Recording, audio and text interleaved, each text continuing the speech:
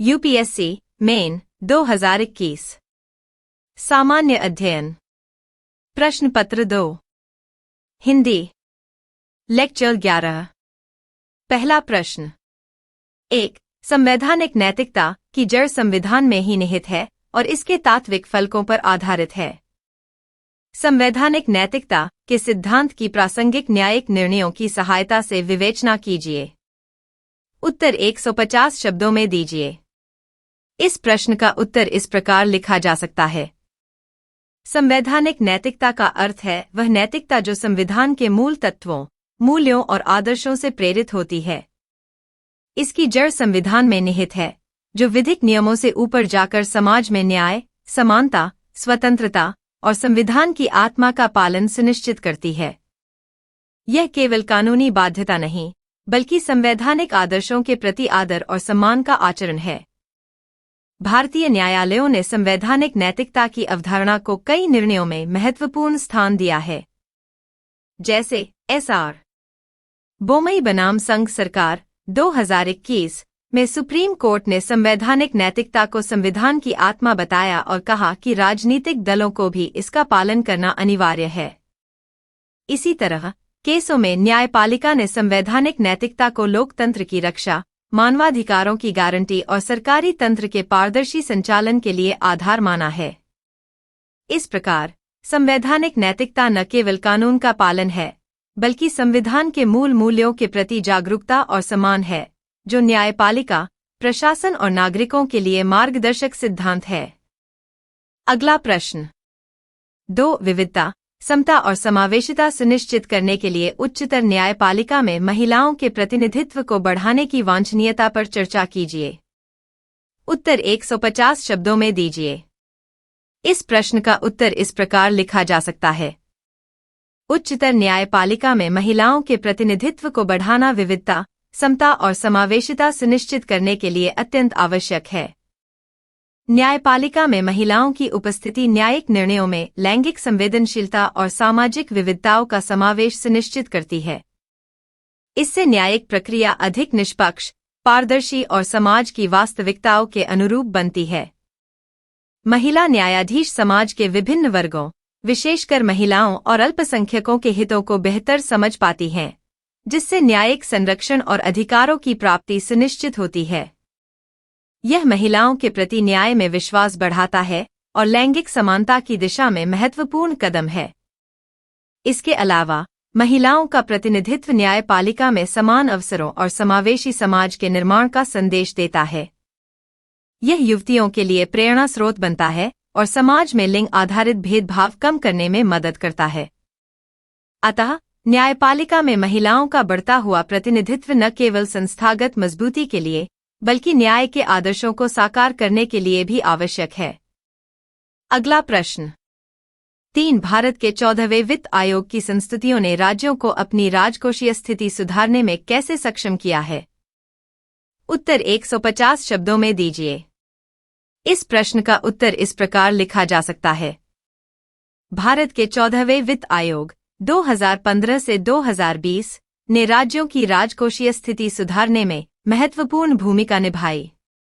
इस आयोग ने राज्यों को अधिक वित्तीय संसाधन उपलब्ध कराने के लिए केंद्र से राज्यों को जारी वित्तीय अनुदानों को कुल कर संग्रह के 42% तक बढ़ा दिया। इससे राज्यों की राजस्व प्राप्ति में वृद्धि हुई और वे सामाजिक आर्थिक विकास कार्यक्रमों को बेहतर तरीके से लागू कर सके। आयोग ने जीएसटी के आने से पहले की वित्तीय व्यवस्था को देखते हुए राज्यों के खर्च के लिए पर्याप्त सहायता सुनिश्चित की, जिससे राज्यों के वित्तीय घाटे को कम करने में मदद मिली। इसके अलावा आयोग ने राज्यों को दीर्घकालिक वित्तीय स्थिरता बनाए रखने के लिए ऋण प्रबंधन और बजट अनुशासन का पालन करने पर जोर दिया। समेकित विकास के लिए विशेष वित्तीय सहायता और असममित विकास वाले राज्यों के लिए अतिरिक्त संसाधन आवंटित किए गए, जिससे समावेशी विकास को बढ़ावा मिला। इस प्रकार 14वें वित्त आयोग की संस्तुतियां राज्यों को वित्तीय स्वायत्तता, बेहतर बजट प्रबंधन और आर्थिक विकास की दिशा में महत्वपूर्ण समर्थन प्रदान करती हैं। अगला प्रश्न 4. आपकी दृष्टि में भारत में कार्यपालिका की जवाबदेही को निश्चित करने में संसद कहां तक समर्थ है? उत्तर 150 शब्दों में दीजिए। इस प्रश्न का उत्तर इस प्रकार लिखा जा सकता है। भारत में कार्यपालिका की जवाबदेही सुनिश्चित करने में संसद की भूमिका अत्यंत महत्वपूर्ण और प्रभावशाली है। संसद, जो विधायिका का प्रतिनिधि अंग है, सरकार की नीतियों, निर्णयों और कार्यों की निगरानी करती है।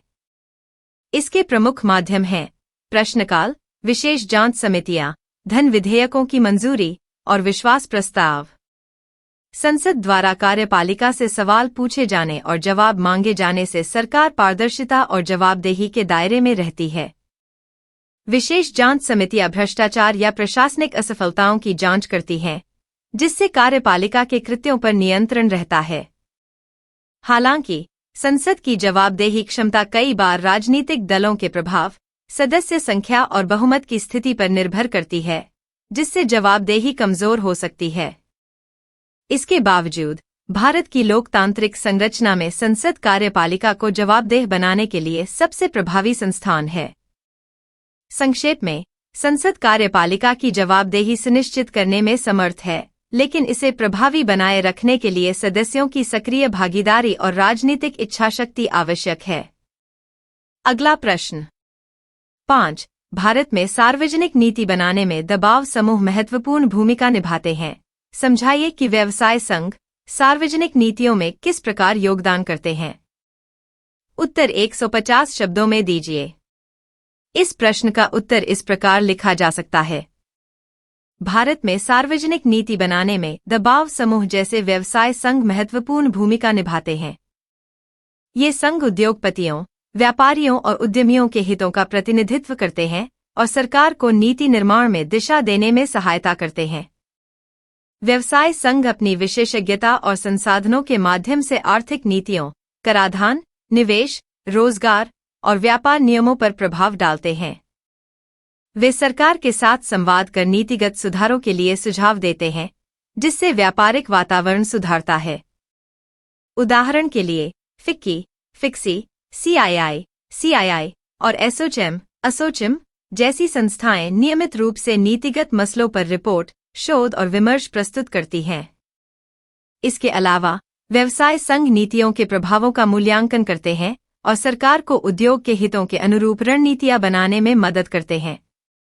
वे सार्वजनिक निजी साझेदारी को भी बढ़ावा देते हैं, जिससे आर्थिक विकास को गति मिलती है। इस प्रकार व्यवसाय संघ न केवल उद्योगों की आवाज होते हैं, बल्कि वे नीति निर्माण में सक्रिय भागीदार के रूप में आर्थिक प्रगति और सुधारों को दिशा देते हैं। अगर यह वीडियो पसंद आया हो तो लाइक, सब्सक्राइब और शेयर जरूर करें। तो आइए देखने हैं अगला प्रश्न। 6. एक कल्याणकारी राज्य की नैतिक अनिवार्यता के अलावा प्राथमिक स्वास्थ्य संरचना धारणीय विकास की एक आवश्यक पूर्व शर्त है। विश्लेषण कीजिए। उत्तर 150 शब्दों में दीजिए। इस प्रश्न का उत्तर इस प्रकार लिखा जा सकता है। एक कल्याणकारी राज्य की नैतिक अनिवार्यता है कि वह अपने नागरिकों को आधारभूत स्वास्थ्य सुविधाएं उपलब्ध कराए, जिससे उनकी जीवन गुणवत्ता सुधरे और सामाजिक न्याय सुनिश्चित हो। प्राथमिक स्वास्थ्य संरचना इसी नैतिकता का आधार है, जो स्वास्थ्य सेवाओं को सभी तक सुलभ, किफायती और प्रभावी बनाती है। धारणीय विकास के लिए स्वस्थ जनसंख्या आवश्यक है, क्योंकि स्वास्थ्य ही आर्थिक उत्पादन, शिक्षा और सामाजिक समरसता की नींव है। प्राथमिक स्वास्थ्य केंद्रों, टीकाकरण, मातृ-शिशु स्वास्थ्य, पोषण और रोग नियंत्रण कार्यक्रमों के माध्यम से बीमारियों को रोकना और स्वस्थ जीवन को बढ़ावा देना संभव होता है। यदि स्वास्थ्य संरचना कमजोर होगी, तो रोग, गरीबी और असमानता बढ़ेंगी, जो विकास को बाधित करेंगी। इसलिए प्राथमिक स्वास्थ्य सेवाएं न केवल सामाजिक कल्याण का माध्यम हैं, बल्कि आर्थिक विकास और पर्यावरणीय स्थिरता के लिए भी अनिवार्य हैं। इस प्रकार प्राथमिक स्वास्थ्य संरचना एक कल्याणकारी राज्य की नैतिक जिम्मेदारी होने के साथ साथ धारणीय विकास की आवश्यक पूर्व शर्त भी है। अगला प्रश्न 7. व्यावसायिक शिक्षा और कौशल प्रशिक्षण को सार्थक बनाने के लिए सीते हुए कमाना, अर्न व्हाइल यू लर्न की योजना को सशक्त करने की आवश्यकता है। टिप्पणी कीजिए। उत्तर 150 शब्दों में दीजिए।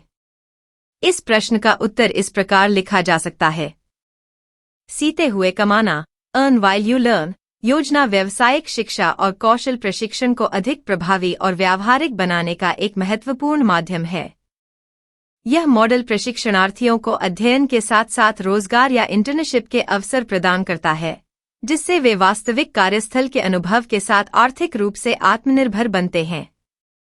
इससे कौशल सीखने वालों की रोजगार योग्यता बढ़ती है, क्योंकि वे सीधे उद्योग की मांगों और कार्य प्रक्रियाओं से परिचित होते हैं। साथ ही यह योजना आर्थिक रूप से कमजोर वर्ग के छात्रों के लिए शिक्षा जारी रखने में सहायता करती है, क्योंकि वे अपनी पढ़ाई के दौरान आय अर्जित कर सकते हैं। सीते हुए कमाना योजना से कौशल प्रशिक्षण का स्तर बेहतर होता है और इसे रोजगार से जोड़ा जाता है, जिससे भारत के युवा वर्ग को स्वरोजगार और उद्योगों में रोजगार के बेहतर अवसर मिलते हैं। इसलिए व्यावसायिक शिक्षा और कौशल विकास में सीते हुए कमाना योजना को व्यापक स्तर पर लागू कर इसे सशक्त बनाना आवश्यक है, ताकि शिक्षा और रोजगार के बीच की खाई को कम किया जा सके और युवाओं का सशक्तिकरण हो। अगला प्रश्न 8. क्या लैंगिक असमानता, गरीबी और कुपोषण के दुष्चक्र को महिलाओं के स्वयं सहायता समूहों को सूक्ष्म वित्त माइक्रो फाइनेंस प्रदान करके तोड़ा जा सकता है? उदाहरण स्पष्ट कीजिए। उत्तर 150 शब्दों में दीजिए। इस प्रश्न का उत्तर इस प्रकार लिखा जा सकता है। हाँ, महिलाओं के स्वयं सहायता समूहों सेल्फ हेल्प ग्रुप्स SHGs को सूक्ष्म वित्त माइक्रो फाइनेंस प्रदान करके लैंगिक असमानता, गरीबी और कुपोषण के दुष्चक्र को तोड़ा जा सकता है। माइक्रो फाइनेंस महिलाओं को आर्थिक रूप से सशक्त बनाता है, जिससे वे अपनी आय के स्रोत बढ़ा पाती हैं और परिवार की जरूरतों को बेहतर तरीके से पूरा कर पाती हैं। स्वयं सहायता समूहों के माध्यम से महिलाएं छोटे छोटे उद्यम स्थापित कर रोजगार पैदा करती हैं, जिससे गरीबी कम होती है। आय में वृद्धि से बच्चों के पोषण और स्वास्थ्य पर सकारात्मक प्रभाव पड़ता है, जिससे कुपोषण की समस्या घटती है। साथ ही आर्थिक सशक्तिकरण से महिलाओं का सामाजिक एवं पारिवारिक स्थिति मजबूत होती है, जो लैंगिक असमानता को कम करता है। उदाहरण के रूप में आंध्र प्रदेश में मदद और सिविलाई सेंटर्स जैसे SHGs ने सूक्ष्म वित्त के जरिए महिला उद्यमिता को बढ़ावा दिया, जिससे गरीबी और कुपोषण में कमी आई। इस प्रकार सूक्ष्म वित्त के माध्यम से महिलाओं को सशक्त बनाकर सामाजिक और आर्थिक समस्याओं के दुष्चक्र को प्रभावी ढंग से तोड़ा जा सकता है। अगला प्रश्न 9. यदि विगत कुछ दशक एशिया के विकास की कहानी के रहे, तो परवर्ती कुछ दशक अफ्रीका के हो सकते हैं। इस कथन के आलोक में हाल के वर्षों में अफ्रीका में भारत के प्रभाव का परीक्षण कीजिए।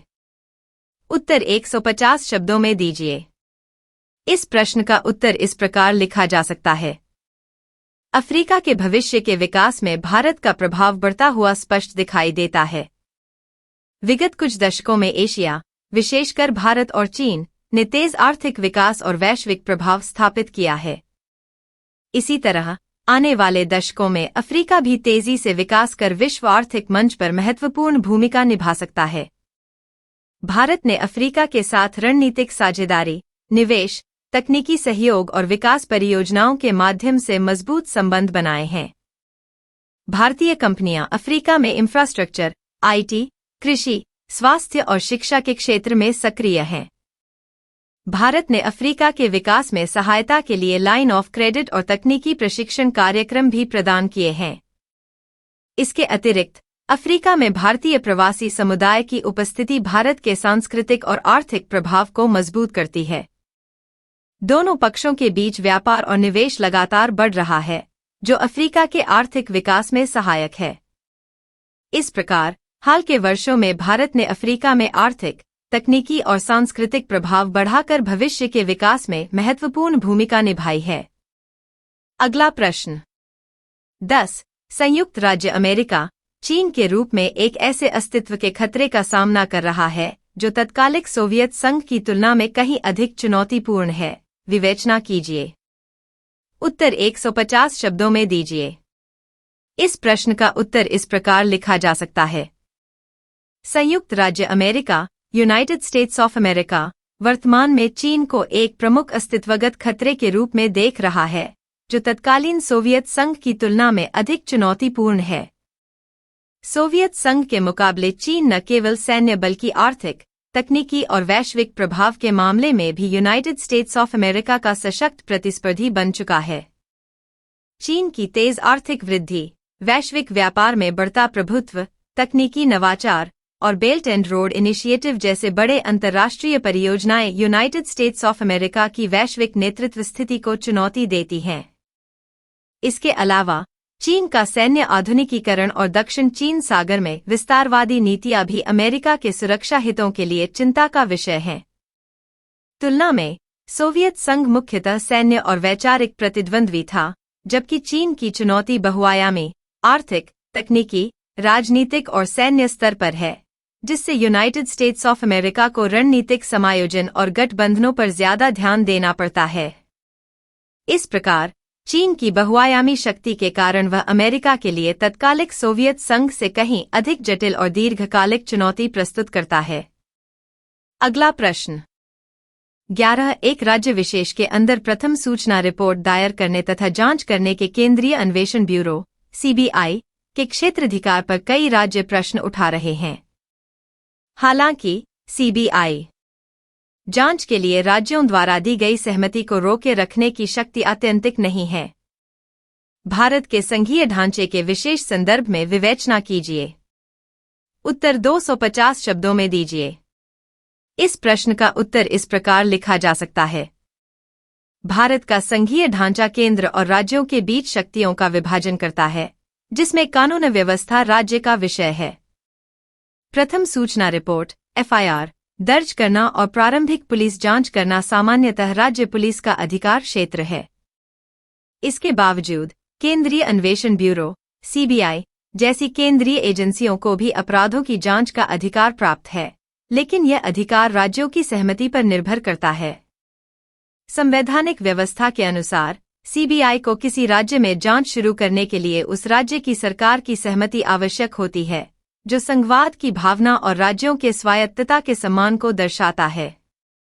कई राज्यों ने इस सहमति देने में हिचकिचाहट दिखाई है, जिससे केंद्र और राज्य सरकारों के बीच विवाद उत्पन्न हुआ है। हालांकि सुप्रीम कोर्ट ने निर्णय दिए हैं कि सीबीआई को जांच करने से रोकना राज्यों के लिए अंतिम विकल्प नहीं होना चाहिए, खासकर जब जांच में राष्ट्रीय हित या गंभीर आपराधिक मामलों का मामला हो। यह विवाद भारत के संघीय ढांचे की जटिलता को दर्शाता है, जहां केंद्र और राज्यों के बीच संतुलन बनाए रखना आवश्यक है। राज्यों की स्वायत्तता की रक्षा करते हुए केंद्र को भी राष्ट्रीय स्तर पर कानून व्यवस्था और अपराध नियंत्रण की जिम्मेदारी निभानी होती है। अतः सीबीआई के क्षेत्राधिकार को लेकर स्पष्ट नियम और सहयोगात्मक संघीयता की भावना आवश्यक है, ताकि न्यायपालिका, प्रशासन और लोकतांत्रिक संस्थानों की विश्वसनीयता बनी रहे। संक्षेप में, एफआईआर दर्ज करने और जांच करने में राज्यों की प्राथमिकता और स्वायत्तता सम्मानित होनी चाहिए, लेकिन जब राष्ट्रीय हित या न्याय की आवश्यकता हो, तब केंद्र की एजेंसियों को सक्षम और स्वतंत्र जांच करने की अनुमति मिलनी चाहिए। इससे संघीयता के सिद्धांत और कानून व्यवस्था दोनों का संतुलन कायम रहता है।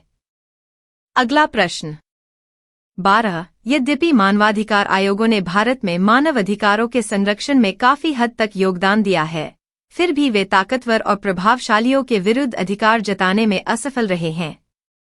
इनकी संरचनात्मक व्यावहारिक सीमाओं का विश्लेषण करते हुए सुधारात्मक उपायों के सुझाव दीजिए। उत्तर 250 शब्दों में दीजिए। इस प्रश्न का उत्तर इस प्रकार लिखा जा सकता है।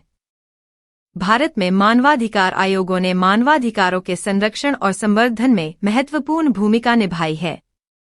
इन आयोगों ने मानवाधिकार उल्लंघनों की जांच, शिकायतों का निवारण और जागरूकता बढ़ाने के कार्य किए हैं। हालांकि वे कई बार ताकतवर और प्रभावशाली व्यक्तियों या संस्थाओं के विरुद्ध कार्रवाई करने में असमर्थ रहे हैं, जिससे उनकी प्रभावशीलता पर प्रश्न चिन्ह लगते हैं। संरचनात्मक और व्यावहारिक सीमाओं में सबसे प्रमुख हैं: एक सीमित कार्यक्षेत्र और सिफारिश मात्र। मानवाधिकार आयोगों के पास केवल जांच और सिफारिश करने का अधिकार होता है, वे दंडात्मक कार्रवाई नहीं कर सकते। इससे उनके आदेशों को लागू कराना मुश्किल होता है। 2 स्वतंत्रता की कमी। कई बार आयोगों की नियुक्ति और संसाधन केंद्र या राज्य सरकारों के नियंत्रण में होते हैं, जिससे उनकी स्वायत्तता प्रभावित होती है। 3. संसाधनों का अभाव। मानवाधिकार आयोगों को आवश्यक वित्तीय, मानव संसाधन और तकनीकी समर्थन नहीं मिलता, जिससे वे प्रभावी जांच और निगरानी नहीं कर पाते। 4. लंबित शिकायतें और धीमी प्रक्रिया। भारी शिकायत भार के कारण मामलों की सुनवाई और समाधान में देरी होती है, जो पीड़ितों के लिए न्याय की प्रक्रिया को कमजोर बनाती है। 5. सामाजिक और राजनीतिक दबाव। शक्तिशाली व्यक्तियों या समूहों के खिलाफ कार्रवाई में राजनीतिक हस्तक्षेप और दबाव आयोगों की कार्यक्षमता को बाधित करते हैं। सुधारात्मक उपाय। मानवाधिकार आयोगों को दंडात्मक अधिकार दिए जाएं, ताकि वे उल्लंघनकर्ताओं के खिलाफ प्रभावी कार्रवाई कर सकें। आयोगों की नियुक्ति प्रक्रिया को पारदर्शी और स्वतंत्र बनाया जाए, जिससे उनकी स्वायत्तता सुनिश्चित हो। पर्याप्त वित्तीय और तकनीकी संसाधन उपलब्ध कराए जाएं, ताकि वे कुशलता से कार्य कर सकें।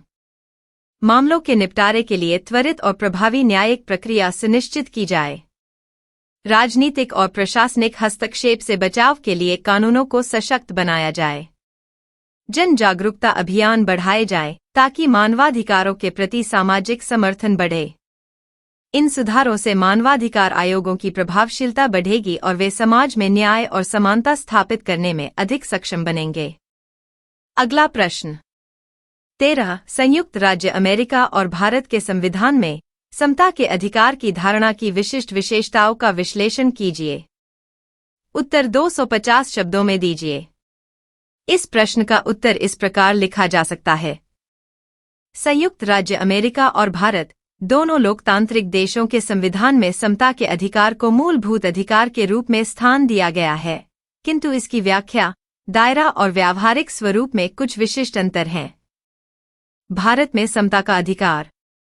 भारतीय संविधान के अनुच्छेद 14 से 18 तक समता के अधिकार की व्याख्या की गई है।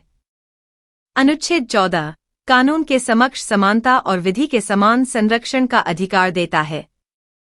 अनुच्छेद 15 धर्म, जाति, लिंग, नस्ल और जन्म स्थान के आधार पर भेदभाव पर प्रतिबंध लगाता है। अनुच्छेद 16 सार्वजनिक रोजगार में समान अवसर की गारंटी देता है। अनुच्छेद 17 अस्पृश्यता की समाप्ति करता है। अनुच्छेद 18 उपाधियों की समाप्ति करता है। भारत में समता का अर्थ समानता के साथ विशेष अवसर है, जिसके तहत सामाजिक आर्थिक पिछड़े वर्गों को आरक्षण जैसे सकारात्मक भेदभाव की अनुमति दी गई है। अमेरिका में समता का अधिकार। अमेरिकी संविधान में समता का अधिकार मुख्यतः 14वें संशोधन इक्वल प्रोटेक्शन क्लॉज के अंतर्गत आता है। यह राज्यों को किसी भी व्यक्ति को कानून के समान संरक्षण से वंचित करने से रोकता है। अमेरिकी दृष्टिकोण में समता का अर्थ समान व्यवहार है, न कि परिणामों की समानता। सकारात्मक भेदभाव या अफर्मेटिव एक्शन सीमित रूप से मान्य है और न्यायालयों द्वारा सख्त जांच के अधीन होता है। मुख्य अंतर। भारत में समता के साथ सामाजिक न्याय को प्राथमिकता दी गई है, जबकि अमेरिका में न्यायिक तटस्थता और न्यूनतम हस्तक्षेप की परंपरा है। भारत में आरक्षण जैसे उपाय व्यापक हैं, जबकि अमेरिका में अफर्मेटिव एक्शन सीमित और विवादास्पद है। निष्कर्ष। भारत और अमेरिका दोनों में समता का अधिकार लोकतांत्रिक मूल्यों का आधार है, परंतु भारत की व्यवस्था अधिक समावेशी और सामाजिक न्याय उन्मुख है, जबकि अमेरिका की व्यवस्था अधिक व्यक्तिगत स्वतंत्रता और कानूनी समानता पर केंद्रित है। अगला प्रश्न 14. उन संवैधानिक प्रावधानों को समझाइए जिनके अंतर्गत विधान परिषदें स्थापित होती हैं। उपयुक्त उदाहरणों के साथ विधान परिषदों के कार्य और वर्तमान स्थिति का मूल्यांकन कीजिए। उत्तर 250 शब्दों में दीजिए। इस प्रश्न का उत्तर इस प्रकार लिखा जा सकता है। विधान परिषदें लेजिस्लेटिव काउंसिल्स भारत में द्विसदनीय विधानमंडल का उच्च सदन होती हैं। यह केवल कुछ राज्यों में अस्तित्व में है और राज्यसभा के अनुरूप कार्य करती हैं। संवैधानिक प्रावधान। भारतीय संविधान के अनुच्छेद 169 के तहत विधान परिषद की स्थापना और निरसन की व्यवस्था की गई है। यदि कोई राज्य विधानसभा यह प्रस्ताव पारित करे कि उसके राज्य में विधान परिषद की स्थापना होनी चाहिए और संसद इसे साधारण विधेयक द्वारा स्वीकार कर ले, तो परिषद स्थापित की जा सकती है। इसी प्रकार परिषद को समाप्त भी किया जा सकता है। अनुच्छेद 171 विधान परिषद की संरचना और सदस्य संख्या निर्धारित करता है। कुल सदस्य संख्या राज्य विधानसभा के सदस्यों की संख्या का अधिकतम 1/3 होती है।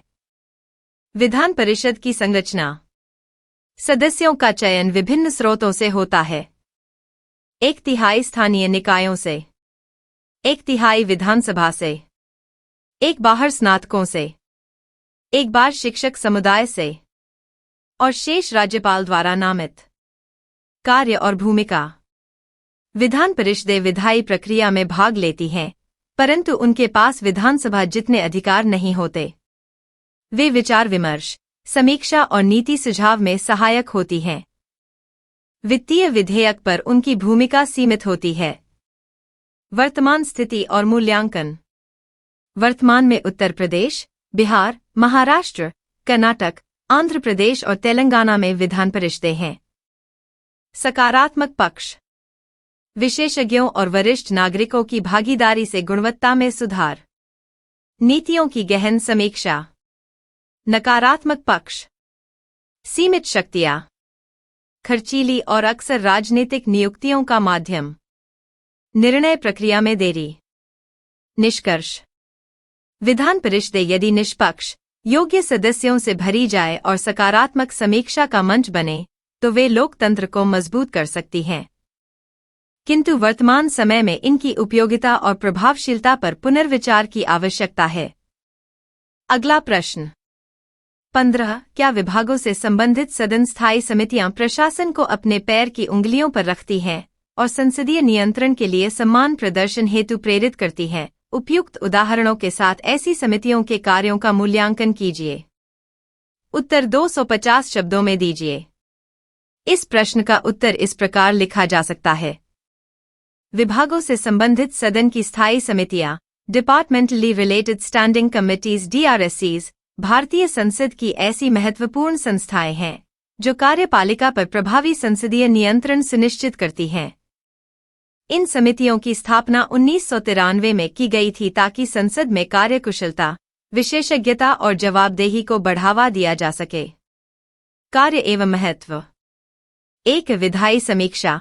समितियां मंत्रालयों से संबंधित विधेयकों की गहन जांच करती हैं और उनमें सुधार हेतु सुझाव देती हैं। 2. बजट विश्लेषण। ये समितियां मंत्रालयों के अनुदान मांगों की समीक्षा करती हैं और व्यय की प्राथमिकताओं पर रिपोर्ट प्रस्तुत करती हैं। 3. कार्य निष्पादन पर निगरानी। यह प्रशासन की नीतियों, योजनाओं और कार्यक्रमों के क्रियान्वयन की जांच करती हैं। 4. नीति सुझाव। समितियां नीति निर्माण में सुधार हेतु सिफारिशें करती हैं, जिससे नीतियों की प्रभावशीलता बढ़ती है। प्रेरणा और नियंत्रण। इन समितियों की कार्यवाही भले ही संसद में प्रत्यक्ष चर्चा का विषय न हो, परंतु उनकी रिपोर्टें सार्वजनिक होती हैं और सरकार पर नैतिक व राजनीतिक दबाव बनाती हैं। इससे कार्यपालिका को सतर्क और जवाबदेह रहना पड़ता है, अर्थात वह अपने पैर की उंगलियों पर रहती है। उदाहरण: कोविड-19 के दौरान स्वास्थ्य संबंधी संसदीय समिति ने स्वास्थ्य सेवा प्रणाली की कमजोरियों पर रिपोर्ट दी, जिससे सरकार को सुधारात्मक कदम उठाने पड़े। कंप्यूटर समिति ने डिजिटल सुरक्षा और डेटा संरक्षण से जुड़ी सिफारिशें कीं, जिससे नीति निर्माण में प्रगति हुई। मूल्यांकन। हालांकि इन समितियों की सिफारिशें बाध्यकारी नहीं होतीं, फिर भी वे प्रशासनिक पारदर्शिता और जवाबदेही बढ़ाने में अत्यंत सहायक हैं। विशेषज्ञता आधारित समीक्षा, गैरदलीय संवाद और गहराई से विचार विमर्श इन्हें संसद की मिनी संसद बनाता है। निष्कर्षतः DRSCs भारतीय लोकतंत्र में प्रशासन पर सशक्त संसदीय नियंत्रण का माध्यम है, जो प्रशासन को उत्तरदायी बनाकर सुशासन को सुदृढ़ करती हैं। अगला प्रश्न 16. क्या ग्रामीण क्षेत्र में विशेष रूप से डिजिटल निरक्षरता ने सूचना एवं संचार प्रौद्योगिकी ICT की अल्प उपलब्धता के साथ मिलकर सामाजिक आर्थिक विकास में बाधा उत्पन्न किया है? औचित्य सहित परीक्षण कीजिए। उत्तर 250 शब्दों में दीजिए। इस प्रश्न का उत्तर इस प्रकार लिखा जा सकता है। हाँ, ग्रामीण क्षेत्रों में डिजिटल निरक्षरता और सूचना एवं संचार प्रौद्योगिकी ICT की अल्प उपलब्धता ने सामाजिक आर्थिक विकास में महत्वपूर्ण बाधा उत्पन्न की है। डिजिटल युग में जहां आईसीटी कृषि, शिक्षा, स्वास्थ्य, बैंकिंग, सरकारी योजनाओं और ई-गवर्नेंस को अधिक प्रभावी बना सकता है, वहीं डिजिटल कौशल की कमी और इंटरनेट उपकरणों की अनुपलब्धता ग्रामीण भारत को इस परिवर्तन से वंचित रखती है। प्रमुख बाधाएं। 1. डिजिटल साक्षरता की कमी। अधिकांश ग्रामीण जनता को स्मार्टफोन, कंप्यूटर या इंटरनेट चलाने का ज्ञान नहीं है, जिससे वे डिजिटल सेवाओं से कटे रहते हैं। 2. आईसीटी अवसंरचना की कमी। धीमी इंटरनेट गति, नेटवर्क की अनुपलब्धता और बिजली आपूर्ति की अस्थिरता ग्रामीण आईसीटी विस्तार में बाधक हैं। 3. भाषाई और सामग्री संबंधी बाधाएं। डिजिटल सामग्री मुख्यतः अंग्रेजी या शहरी हिंदी में होती है, जिससे ग्रामीण उपयोगकर्ताओं के लिए उपयोग मुश्किल होता है। 4. आर्थिक असमानता। स्मार्टफोन, डेटा प्लान और डिजिटल डिवाइस की कीमतें गरीब ग्रामीणों के लिए बाधा बनती हैं। परिणामस्वरूप किसान डिजिटल मंडियों, मौसम पूर्वानुमान या सरकारी सब्सिडी योजनाओं की जानकारी से वंचित रहते हैं। ग्रामीण छात्र ऑनलाइन शिक्षा और डिजिटल लाइब्रेरी का लाभ नहीं ले पाते। महिलाएं और वंचित वर्ग डिजिटल सशक्तिकरण से दूर रह जाते हैं। उदाहरण: कोविड-19 काल में देखा गया कि ग्रामीण क्षेत्रों में डिजिटल शिक्षा और स्वास्थ्य सेवाओं की सीमित पहुंच ने सामाजिक विषमता को और गहरा कर दिया। निष्कर्ष: डिजिटल निरक्षरता और आईसीटी की अल्प उपलब्धता मिलकर ग्रामीण विकास में बाधा बन रही हैं। इसलिए डिजिटल साक्षरता अभियानों, ग्रामीण डिजिटल बुनियादी ढांचे के विस्तार और स्थानीय भाषाओं में डिजिटल सामग्री निर्माण की तत्काल आवश्यकता है, ताकि समावेशी और समान विकास सुनिश्चित हो सके। अगला प्रश्न 17। यद्यपि स्वातंत्र्योत्तर भारत में महिलाओं ने विभिन्न क्षेत्रों में उत्कृष्टता हासिल की है, इसके बावजूद महिलाओं और नारीवादी आंदोलन के प्रति सामाजिक दृष्टिकोण पितृसत्तात्मक रहा है। महिला शिक्षा और महिला सशक्तिकरण की योजनाओं के अतिरिक्त कौन से हस्तक्षेप इस परिवेश के परिवर्तन में सहायक हो सकते हैं? उत्तर 250 शब्दों में दीजिए। इस प्रश्न का उत्तर इस प्रकार लिखा जा सकता है। स्वातंत्र्योत्तर भारत में महिलाओं ने राजनीति, शिक्षा, विज्ञान, खेल, सेना और प्रशासन जैसे अनेक क्षेत्रों में उल्लेखनीय उपलब्धियां प्राप्त की हैं। इसके बावजूद समाज में महिलाओं और नारीवादी आंदोलनों के प्रति दृष्टिकोण अब भी मुख्यतः पितृसत्तात्मक है। यह दृष्टिकोण महिलाओं की स्वतंत्रता, समानता और आत्मनिर्णय के अधिकारों को सीमित करता है। महिला शिक्षा और सशक्तिकरण योजनाओं के अतिरिक्त कुछ प्रभावी हस्तक्षेप इस पितृसत्तात्मक सोच को बदलने में सहायक हो सकते हैं। 1. लैंगिक संवेदनशीलता पर आधारित शिक्षा प्रणाली। स्कूली पाठ्यक्रमों में लैंगिक समानता, अधिकार और संवेदनशीलता को शामिल किया जाना चाहिए ताकि बच्चों में प्रारंभ से ही समतामूलक दृष्टिकोण विकसित हो। 2. मीडिया और जनसंवाद का सकारात्मक उपयोग। फिल्मों, धारावाहिकों, विज्ञापनों और सोशल मीडिया में महिलाओं को सशक्त, निर्णायक और स्वतंत्र रूप में प्रस्तुत करना समाज की सोच को प्रभावित कर सकता है। 3. पारिवारिक एवं सामुदायिक स्तर पर संवाद। माता-पिता, धार्मिक नेताओं और पंचायतों के माध्यम से समुदायों में महिला अधिकारों पर सकारात्मक चर्चा को बढ़ावा देना जरूरी है। 4. पुरुष सहभागिता। लैंगिक समानता की दिशा में पुरुषों की भागीदारी और उन्हें जागरूक बनाना अनिवार्य है ताकि वे परिवर्तन के भागीदार बन सकें, विरोध नहीं। 5. कानूनी सुधार और प्रभावी क्रियान्वयन। दहेज, घरेलू हिंसा, कार्यस्थल उत्पीड़न आदि से जुड़े कानूनों का सख्ती से पालन पितृसत्तात्मक सोच को चुनौती देता है। निष्कर्षतः सामाजिक दृष्टिकोण में परिवर्तन केवल योजनाओं से नहीं, बल्कि शिक्षा, मीडिया, सामुदायिक भागीदारी और कानूनी जागरूकता जैसे बहुआयामी हस्तक्षेपों से ही संभव है, जिससे नारीवादी आंदोलनों को भी व्यापक सामाजिक समर्थन प्राप्त हो सके। अगला प्रश्न 18. क्या नागरिक समाज और गैर सरकारी संगठन आम नागरिक को लाभ प्रदान करने के लिए लोक सेवा प्रदायगी का वैकल्पिक प्रतिमान प्रस्तुत कर सकते हैं? इस वैकल्पिक प्रतिमान की चुनौतियों की विवेचना कीजिए। उत्तर 250 शब्दों में दीजिए। इस प्रश्न का उत्तर इस प्रकार लिखा जा सकता है। नागरिक समाज और गैर सरकारी संगठन (NGOs) अक्सर उन क्षेत्रों में लोक सेवा प्रदान करते हैं जहां सरकार की पहुंच सीमित होती है या सेवाएं अप्रभावी होती हैं। ये संस्थाएं शिक्षा, स्वास्थ्य, महिला सशक्तिकरण, पर्यावरण संरक्षण और आपदा राहत जैसे क्षेत्रों में समुदाय आधारित और उत्तरदायी सेवा प्रदान करके लोक सेवा प्रदायगी का एक वैकल्पिक प्रतिमान प्रस्तुत करती हैं। वैकल्पिक प्रतिमान की विशेषताएं। स्थानीय जरूरतों के अनुसार सेवा। एनजीओ जमीनी स्तर की समस्याओं को बेहतर समझते हैं और उसी के अनुसार समाधान देते हैं। लचीलापन और नवाचार। सरकारी तंत्र की तुलना में वे अधिक लचीले और प्रयोगधर्मी होते हैं। समुदाय सहभागिता। नागरिकों की भागीदारी से सेवाओं की स्वीकृति और प्रभावशीलता बढ़ती है। न्यून लागत में सेवा। सीमित संसाधनों में भी ये संगठन अधिकतम प्रभाव उत्पन्न करते हैं। मुख्य चुनौतियां। 1. वित्तीय अस्थिरता। एनजीओज अक्सर अनुदानों और दान पर निर्भर होते हैं, जिससे स्थायित्व और निरंतरता प्रभावित होती है। 2. जवाबदेही और पारदर्शिता की कमी।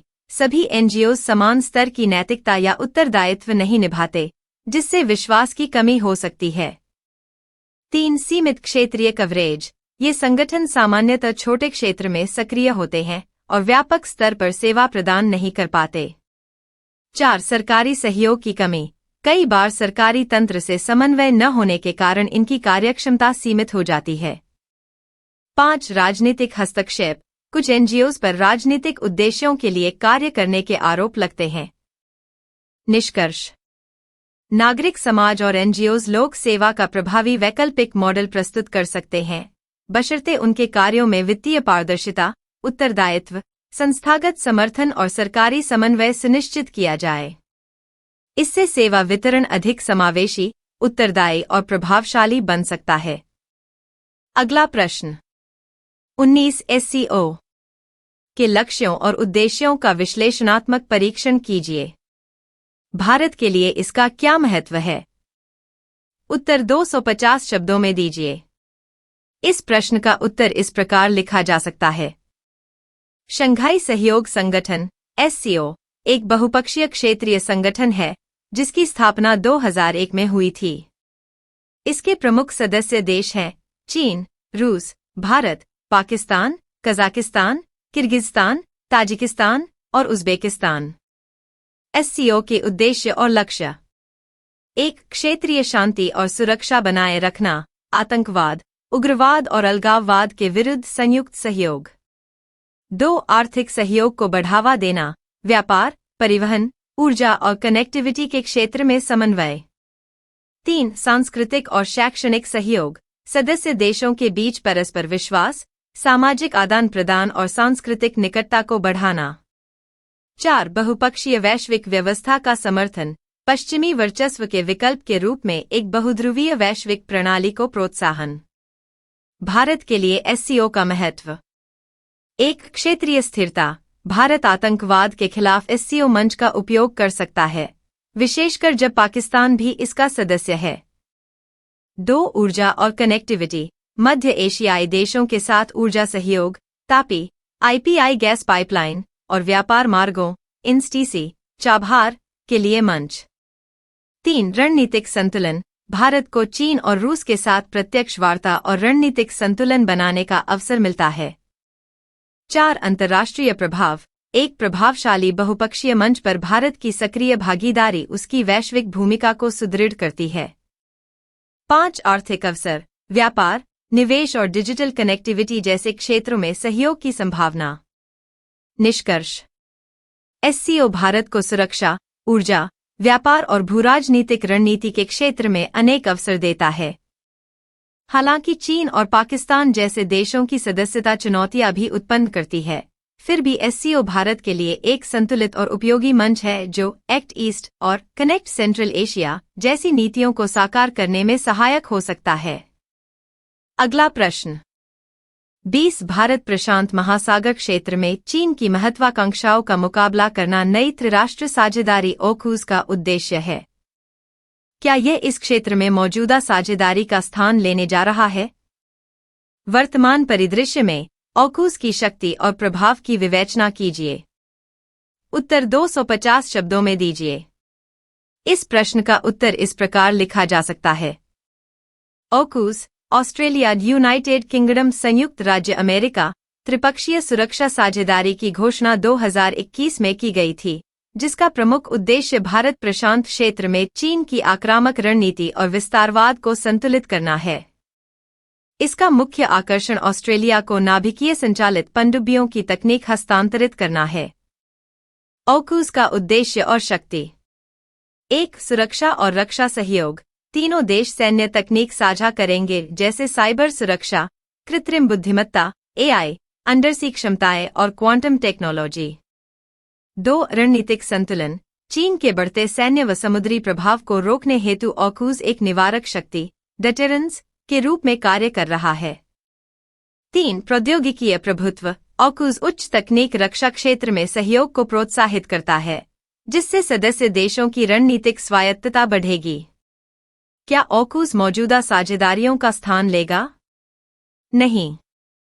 ऑकूज Quad Bharat, Australia, Japan, America या ASEAN जैसी क्षेत्रीय साझेदारियों का स्थान नहीं लेता, बल्कि इसे पूरक कॉम्प्लीमेंट्री रूप में देखा जा रहा है। क्वाड जहां राजनयिक, आर्थिक और विकासात्मक मुद्दों पर केंद्रित है, वहीं ऑकूज विशुद्ध रूप से सैन्य और रणनीतिक है। वर्तमान परिदृश्य में प्रभाव। ऑकूज की घोषणा से चीन ने इसे कोल्ड वॉर मानसिकता कहा और अपनी सैन्य तैयारियों को तेज किया। ASEAN देशों में कुछ देशों को इससे सामरिक असंतुलन की आशंका है। अमेरिका का ध्यान ऑकूज के जरिए इंडो पैसिफिक में स्थायी उपस्थिति बनाए रखने पर है। निष्कर्ष। ऑकूज भारत प्रशांत क्षेत्र में चीन की चुनौती से निपटने का एक मजबूत रणनीतिक उपकरण बनकर उभरा है। यह मौजूदा साझेदारियों का विकल्प नहीं, बल्कि सुरक्षा आधारित सहयोग का सुदृढ़ीकरण है। भारत जैसे देशों के लिए यह संकेत है कि क्षेत्रीय संतुलन बनाए रखने हेतु सुरक्षा साझेदारियों का नवाचार और समन्वय अत्यंत आवश्यक है।